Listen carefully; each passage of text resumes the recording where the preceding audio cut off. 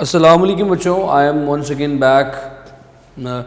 I hope you are all good, you are all doing well, you are all doing fine.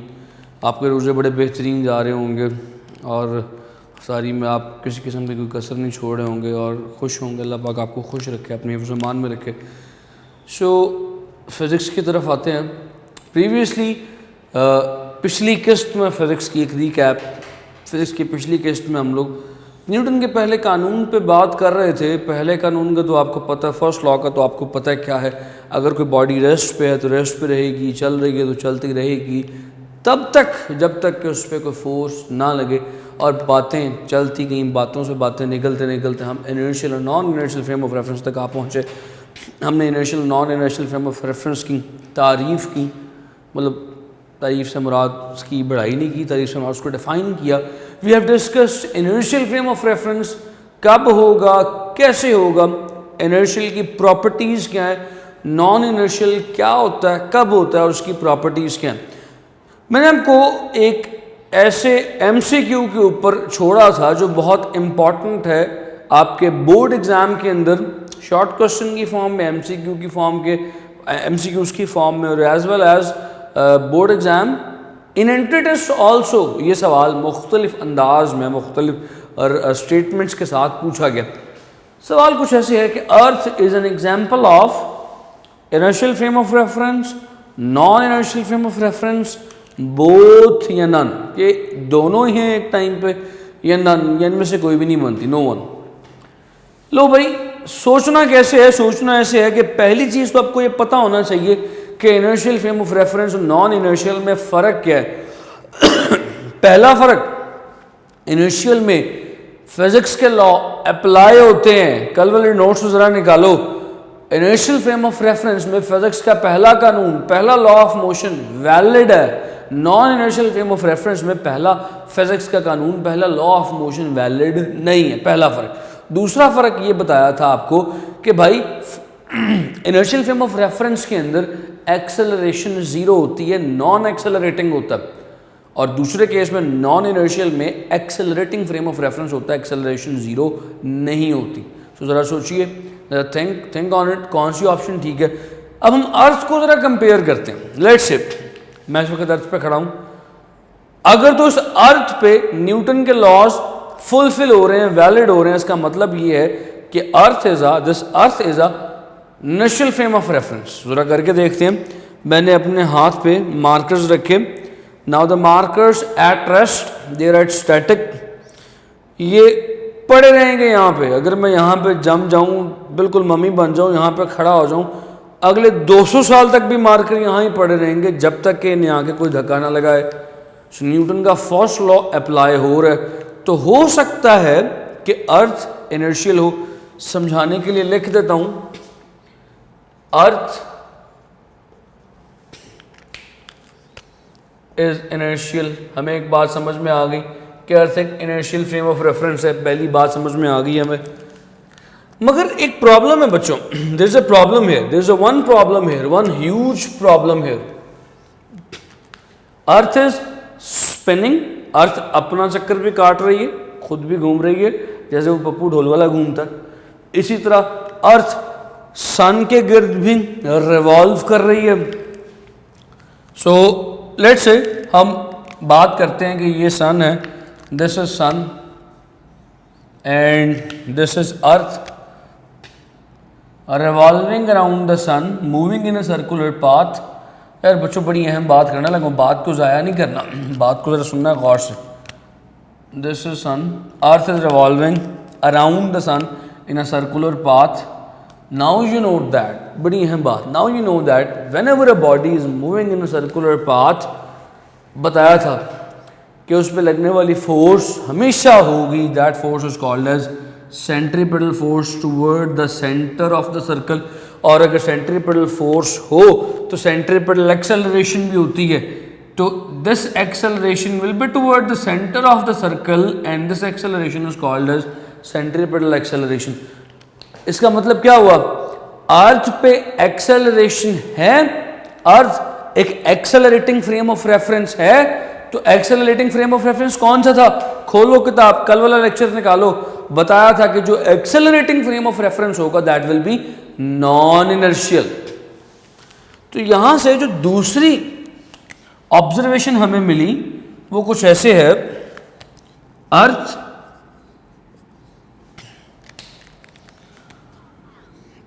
Is strictly non inertial. मैंने यहां पे जुमले एक लफ्ज का इजाफा किया स्ट्रिक्टली। स्ट्रिक्टली का इजाफा क्यों किया कि भाई आप इस फैक्ट को इग्नोर नहीं कर सकते कि अर्थ रिवॉल्व नहीं कर रही, earth is revolving around the sun. और जब भी अर्थ रिवॉल्व करेगी एक्सेलरेशन मौजूद है। एक्सेलरेशन जब से अर्थ बनी है तब से मौजूद है, जब तक अर्थ रहेगी तब तक मौजूद रहेगी। दैट मीन्स अर्थ हकीकतन a non inertial frame of reference है। मगर ये जो एक्सेलरेशन है, जुमले पे गौर कीजिएगा, फिर ऊपर इनर्शियल क्यों कहा था? सवाल तो ये पैदा होता है कि मेरी बात से कॉन्ट्राडिक्ट कर गई। ऊपर क्यों कहा था फिर कि अर्थ इनर्शियल है? वो इसलिए कहा था कि यार earth is inertial because this acceleration is very minute. ये एक्सेलरेशन इतनी कम है कि हमें महसूस नहीं होती। इस कदर कम है कि जो फर्स्ट लॉ ऑफ मोशन है वो एज इट इज अप्लाई हो जाता है, वो नॉन वैलिड नहीं होता। इसीलिए हम आम तौर पे कह देते हैं, जुमला अब रीराइट करने लगा हूं, अर्थ इज इनर्शियल जनरली। ओहो, जनरली की स्पेलिंग ही भूल गए। जनरली बोले तो आम तौर पर।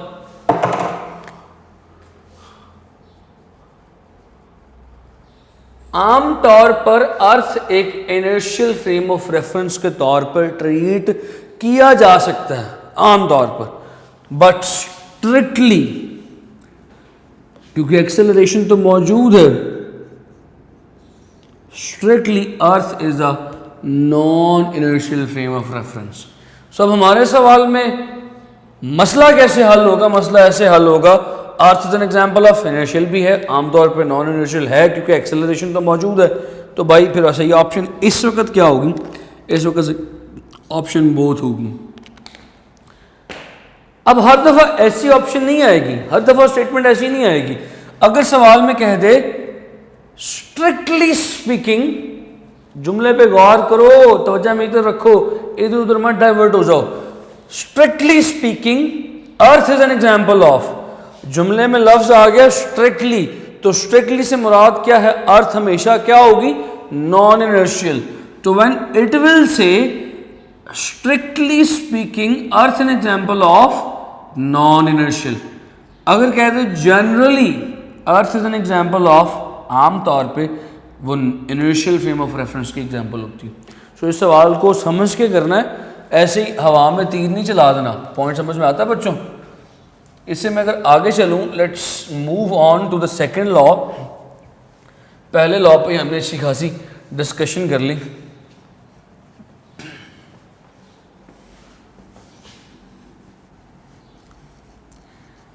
जो सेकेंड लॉ ऑफ मोशन है that is the extract of first law. वो पहले ही कानून का माखुज है। माखुज किसे कहते हैं? वो पहले ही कानून से निकाला गया। जैसे एप्पल जूस एक्सट्रैक्टेड होता है एप्पल से निकाला जाता है। एक मज़े की बात मैं आपसे शेयर करूं। No doubt Newton is said to be the godfather of mechanics, यानी कि जो मौजूद है, जो पैदा करने वाला है, जो डिस्कवर करने वाला है इस मैकेनिक्स को, फिजिक्स के इस ब्रांच को, that is Newton, no doubt. He was born in 15th century, सन 1648 में कहीं पे शायद पैदा हुआ था। सन 1600 समथिंग के अंदर उसने ये लॉस डिस्कवर किए थे। मगर मज़े की बात यह है कि हमेशा से मुस्लिम साइंटिस्ट के साथ सितम ज़रीफ़ी जुल्म होता रहा है कि उनके किए गए काम को एडमायर नहीं किया गया। हमने जो काम सदियों पहले, सालों पहले नहीं, सदियों पहले किए थे, देवर फॉरगॉटन, उन्हें भुला दिया गया। और फिर उसके बाद जो बाद में काम किए गए उन्हें किताबों में लिखा गया, उन्हें एडमायर किया गया। Actually the first time this first law of motion was actually given by Bu Ali Sina, I guess, अगर मैं गलत नहीं हूँ तो। He was a scientist, he was a physicist, he was a scholar, religious scholar थे और science का इल्म रखने वाले थे। 8वीं सदी के अंदर, यानी कि यूँ समझ लीजिए 5 और 2 700 साल पहले, तकरीबन 700 साल पहले ही सेड दैट कि everything will remain in rest, everything will remain in motion until no force act on them. उसने उस ज़माने में कहा था, 700 साल पहले ही कानून दिया था, very very very much early. अब तो यहाँ पे अगर एक टीवी चैनल दूसरे टीवी चैनल से 5 मिनट पहले भी कोई ख़बर दे दे तो वो कहता है कि हम सबसे बड़ा टीवी चैनल है, हमने सबसे पहले ख़बर दी। इसी तरह उसने 700 साल पहले वो लॉ ऑफ मोशन डिस्कवर किया, वो लॉ ऑफ मोशन डिलीवर किया, प्रपोज किया, सजेस्ट किया, but his name is not in the history with that golden words. उस तरह सुनहरी अल्फाज में नहीं है जिस तरह से न्यूटन के। खैर आगे चलते हैं इसे। Let's talk about second law. Second law as I said कि ये पहले ही लॉ का, पहले ही कानून का मौखज़ है, एक्सट्रैक्ट है।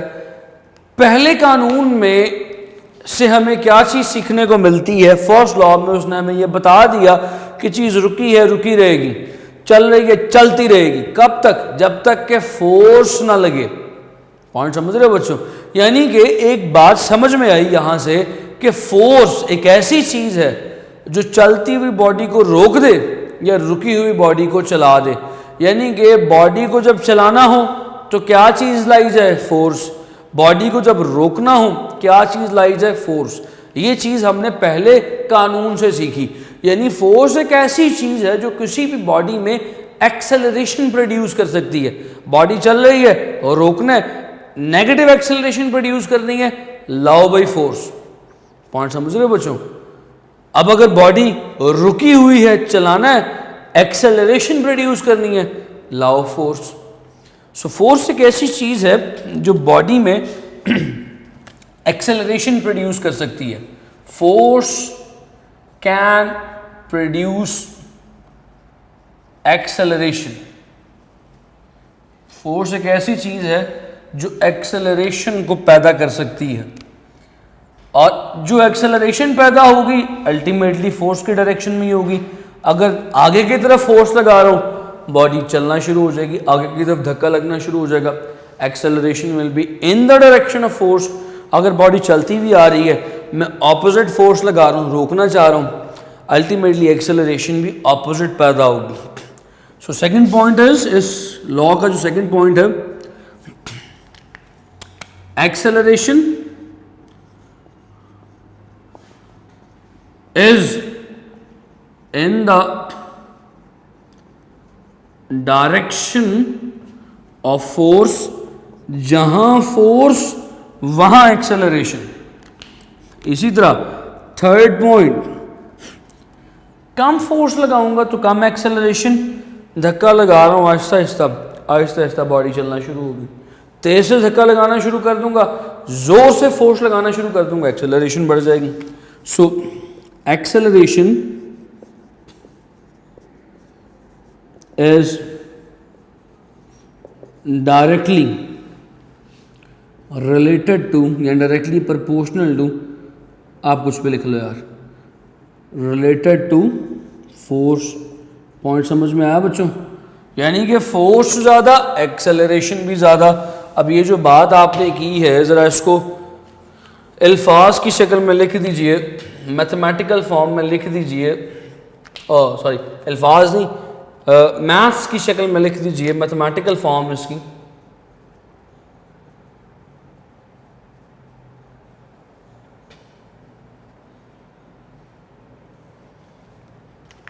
लो भाई, फोर्स से प्रोड्यूस होने वाली एक्सेलरेशन फोर्स के डायरेक्टली प्रोपोर्शनल है, और यही एक्सेलरेशन मास के इन्वर्सली प्रोपोर्शनल है।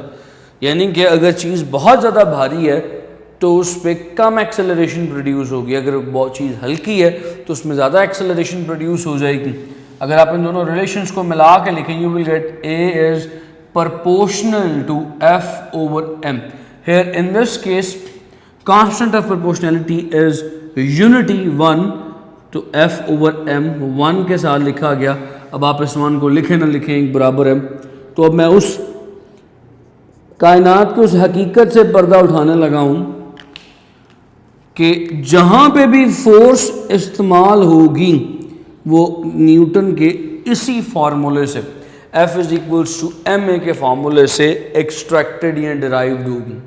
सो दिस इज दैट रिलेशन जो आज से 400 साल पहले प्रपोज किया गया, तख्लीक किया गया, 400 साल से 500 साल से चल रहा है और आने वाले भी शायद 400-500 सालों तक ये रिलेशन एक्सटेंट नहीं होगा। ये रिलेशन जो है वो जब तक आप मैकेनिक्स पढ़ रहे हैं ये रिलेशन आपकी नज़रों से आगे पीछे नहीं होगा। आप जहाँ पे भी फोर्स देखेंगे it will be derived from this formula F is equals to M A. लेकिन जी this is second law of motion. Second law of motion मैंने आपको समझाने की कोशिश की। Let's talk about now third law. Third law पे थोड़ी सी ज़रा गपशप कर लें। थर्ड लॉ मुझसे ज़्यादा बेहतर तौर पे अगर तो आपका कोई छोटा भाई है वो आपको समझा सकता। तो मैं थर्ड लॉ की हेडिंग नहीं डालूंगा, आप सब तो वैसे जानते हैं थर्ड लॉ, लेकिन बेहतर तौर पे अगर आपका छोटा भाई पास मौजूद है तो आपको वो बेहतर तौर पे समझा सकता। आपने अपने छोटे भाई से ये नहीं कहना कि मुझे थर्ड लॉ ऑफ मोशन समझाओ। व्हाट यू विल डू, आप अपने छोटे भाई के पास आएँ और इसके मुंह पे एक थप्पड़ मारें, हल्का सा, ज़्यादा ज़ोर का नहीं, मारें ज़रा। व्हाट यू विल सी, आप मेरा लेक्चर सुनने से पहले एक ज़ोरदार का थप्पड़ अपने मुंह पे महसूस करेंगे। That is third law of motion.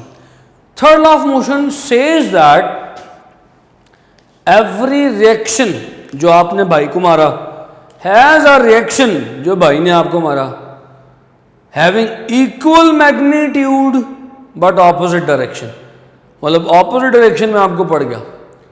So this is called as third law of motion. क्या है थर्ड लॉ? दोबारा देखते हैं कि आप जो भी काम करेंगे, जो भी एक्शन करेंगे, उसका रिएक्शन हमेशा मौजूद होगा और रिएक्शन कुछ इस तरह का होगा कि उसकी डायरेक्शन ऑपोजिट होगी और हमेशा लगेगा इक्वल मैग्नीट्यूड के साथ। एग्जाम्पल थोड़ी सी अच्छी करवाता हूँ।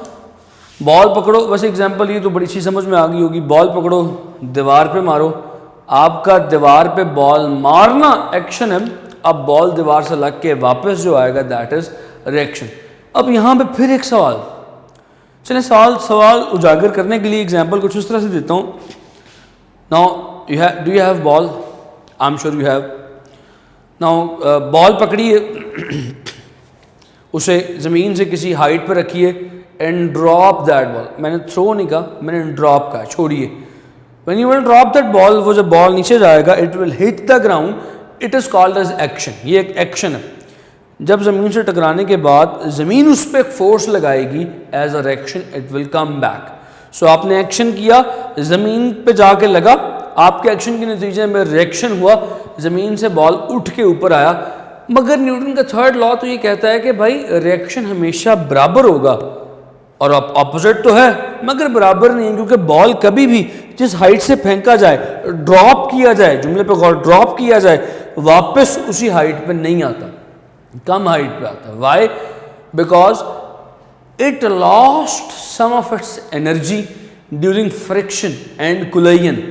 अगर आप किसी तरह फ्रिक्शन को ख़त्म कर दें, कोलिजन को ख़त्म कर दें, तो न्यूटन का लॉ वंस अगेन फिर बिल्कुल सही साबित होगा। वो बॉल जहाँ से ड्रॉप किया जाएगा एग्जैक्टली उसी हाइट तक वापस आएगा। Because every action has a reaction in opposite and equal, opposite in direction and equal in magnitude. मेरे ख्याल है थर्ड लॉ पे ज़्यादा बात करनी नहीं बनती। It is a very simple law and one of the most favourite law of my students. हमेशा से बच्चों का एक पसंदीदा कानून रहा है। इससे आगे चलते हैं। The next thing is momentum. Yes, momentum पे बात करते हैं। मोमेंटम एक इंटरेस्टिंग कॉन्सेप्ट है। मोमेंटम के ऊपर बात करके आज के लिए ब्रेक लगाऊंगा। मोमेंटम के ऊपर बात बहुत लंबी निकल जाएगी, बस मोमेंटम की बेसिक्स आज बता दूंगा, फिर जो डिटेल डिस्कशन है मोमेंटम की वो इंशाल्लाह कल से। व्हाट इज मोमेंटम बच्चों, क्या ख्याल है? What is momentum? 9th class में पढ़ दिया था, product of mass and velocity. इस डेफिनेशन को मैं भी टच नहीं करने लगा, इस डेफिनेशन को ज़रा छोड़ता हूँ, मोमेंटम को डिफाइन करने की कोशिश करता हूँ। मोमेंटम को डिफाइन कुछ इस तरह से भी किया जा सकता है,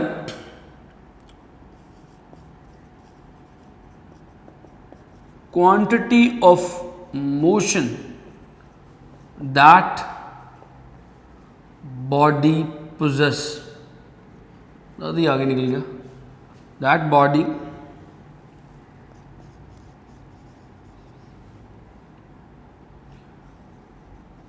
due to mass and velocity. Quantity of motion that body possesses due to its mass and velocity is called as momentum. अच्छा बच्चों, बाकी बातें तो बाद में करेंगे ना, पहले इस चीज को जरा मुझे समझाएं, इसका क्या मतलब है। Quantity of motion, what is meant by quantity of motion. Quantity of motion किसे कहते हैं? ये क्वांटिटी ऑफ मोशन क्या चीज़ है बच्चों, this is the important thing. Quantity of motion किसे कहते हैं? एक एग्जांपल जो मैं आपको कल के लेक्चर में दे चुका था, उसी एग्जांपल को दोबारा दूंगा, क्योंकि कल मैंने एग्जांपल दी थी वो इनर्शिया के लिए। इनर्शिया के लिए मैंने एग्जांपल क्या दी थी, जरा सोचिए। I have told you that, मैं आपको बता चुका था कि सपोज करें कि आपके पास से एक तरफ ट्रक आ रहा है with the velocity of 20 kilometres पर सेकेंड, और एक तरफ से लेट्स से बाइसिकल आ रही है with the velocity of 20 metres per second. What do you think, आपका क्या ख्याल है, आप किसको बाजुओं से रोक सकते हैं? आपने यकीनन मुझे जवाब दिया था कि sir cycle can be stopped, because आपने वो मिशन इम्पॉसिबल या बाहुबली नहीं देखी हुई, तो you will never ever try to stop that truck with your bare hands. क्या ख्याल है? ऐसे ही है ना बच्चों, you can not stop it, because in order to stop that truck, उस ट्रक को रोकने के लिए you need very huge amount of force. क्यों? एक बात तो मैंने इनर्शिया में बताई थी कि उसका मास बहुत ज़्यादा है, दैट्स वाई आप उसे रोक नहीं सकते। साइकिल का मास कम है, उसे आप रोक सकते हैं। आज वो बात मुकम्मल करता हूँ। उस ट्रक का एक्चुअली क्वांटिटी ऑफ मोशन ज़्यादा है। क्वांटिटी ऑफ मोशन यानी उसके मोशन, उसकी मूवमेंट की मिकदार ज़्यादा है। It can not be stopped. Why? Because quantity of motion is made up of two things. What two things? Mass and velocity. Mass और वेलोसिटी पे क्वांटिटी ऑफ मोशन डिपेंड करती है, and that quantity of motion is called as momentum. इसे momentum कहते हैं। इस quantity of motion को momentum कहा जा सकता है। पॉइंट समझ में आता है बच्चों? Is this point clear? क्योंकि ये मास और वेलोसिटी पे डिपेंड करती है, तो इससे आगे चलते हैं। This momentum is given by P. P से रिप्रेजेंट करते हैं इसे product of mass and velocity. Velocity is a vector quantity. Vector को अगर एक स्केलर से मल्टीप्लाई किया जाए, बताया था वेक्टर स्केलर की मल्टीप्लिकेशन एंड डिवीजन पॉसिबल है, तो जवाब भी एक वेक्टर क्वांटिटी आती है। So what is the nature? इसकी नेचर क्या है यार? बड़ी अच्छी नेचर है इसकी, यकीन करें। The nature of this quantity is vector quantity. ये एक वेक्टर क्वांटिटी है। फिर आ जाए इसके यूनिट्स पे। यार ये नेचर लिखा हुआ अच्छा नहीं लग रहा, इसके जरा यूनिट्स पे आ जाए।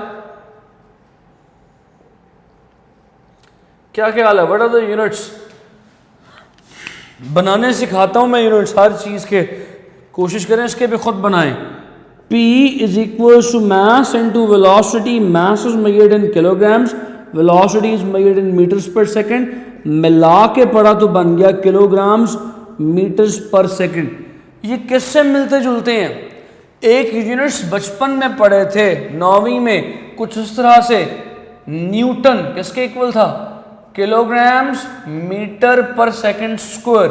अगर इसको सेकंड से मल्टीप्लाई किया जाए on both sides, multiplying with S, second से मल्टीप्लाई कर रहा हूं दोनों तरफ, तो ये बन जाएगा Newton second is equals to kilograms metre per second square into second. Second per second square से कैंसिल हो गया, तो न्यूटन सेकंड किसके इक्वल आ गया? Kilograms metre per second. किसके यूनिट्स बन गए?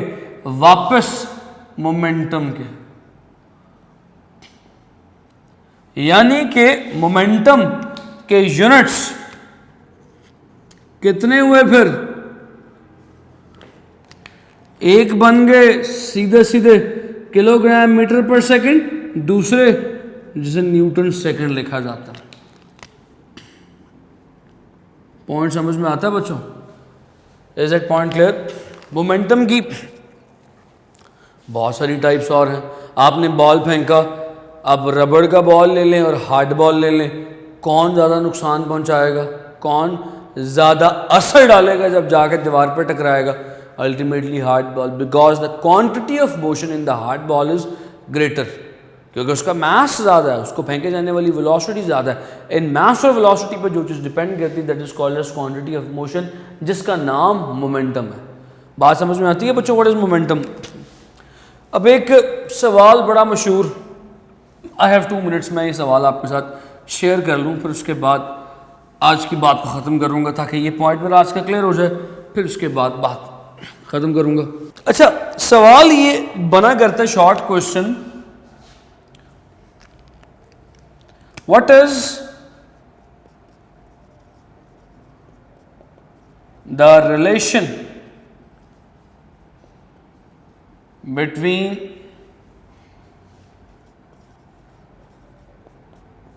momentum and second law,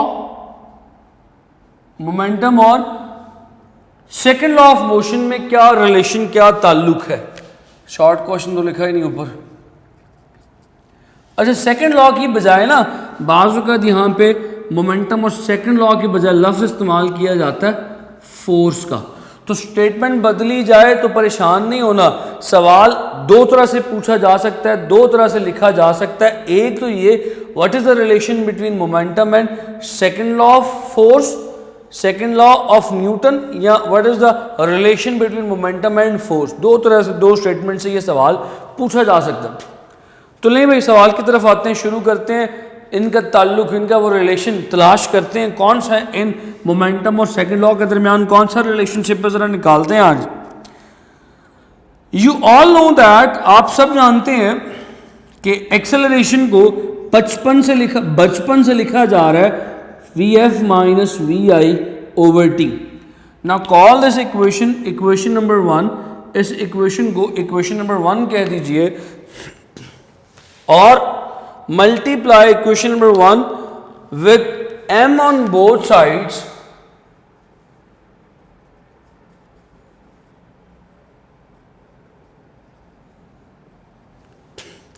equation 1 को m से मल्टीप्लाई कीजिए, m बोले तो मैथ से मल्टीप्लाई कीजिए, you will get m into a, और यहां पे भी m आ गया, V F minus V I over T. क्या ख्याल है?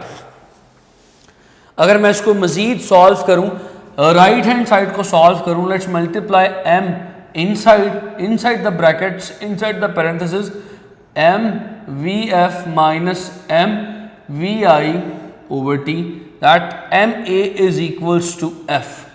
क्या ख्याल है? पॉइंट समझ में आता है बच्चों? Now what is m V F को छोड़ दें, i को छोड़ दें, f को छोड़ दें, जरा सोचिए एम वी क्या चीज़ थी? अभी बताया था, मिटा दिया, अभी बताया था, मोमेंटम को कहते हैं। So M V F is final momentum. Body की वेलोसिटी में चेंज आया, वेलोसिटी चेंज होने की वजह से मोमेंटम भी चेंज हो गया, क्योंकि मोमेंटम वेलोसिटी पर डिपेंड करता है। शुरू वाले मोमेंटम को इनिशियल मोमेंटम कह दिया, फाइनल में से जब इनिशियल को माइनस करते हैं तो क्या चीज़ आती है? Change in momentum. So this equation can be written as F is equals to delta P over T, change in momentum per unit time. Rate change in momentum, जैसे डेल्टा वी ओवर टी लिखते थे acceleration में, क्या कहते थे? Rate of change of velocity. यहां पे delta P over T लिख रहे हो, rate of change of momentum is equals to applied force. ये है वो रिलेशनशिप, इसको जरा मुझे समझाना है अब। सो रिलेशन क्या है, लिखता हूं, rate of change of momentum is equal to applied force. आपकी किताब पे ना उस सफ़े पे ये हरे रंग के डब्बे में लिखा हुआ है,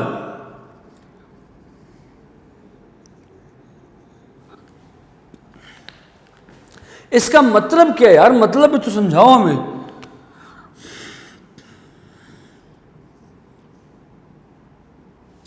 rate of change of momentum is equal to applied force. What does it mean?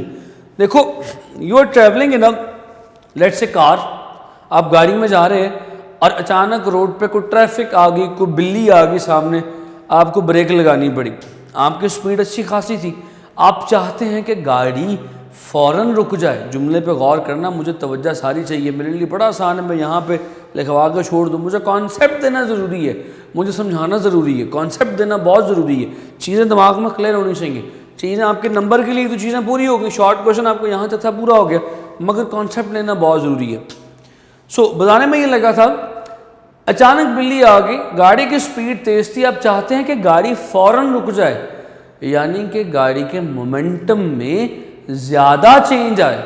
ज़ाहिर है वेलोसिटी पहले ज़्यादा थी, आप चाहते हैं एकदम कम हो जाए, यानी कि वेलोसिटी में आने वाला चेंज ज़्यादा है।